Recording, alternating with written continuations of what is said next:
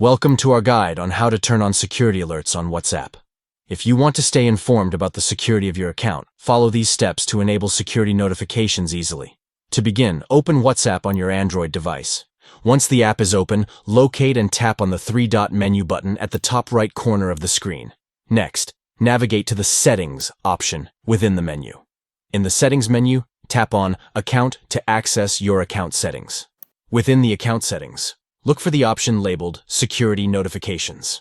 Tap on this option to view and manage the security alert settings for your WhatsApp account.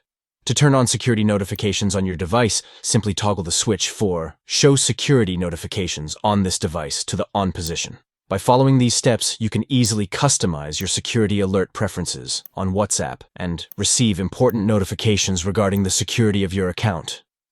Thank you for watching, and stay tuned for more helpful tips and tutorials on optimizing your messaging experience on WhatsApp.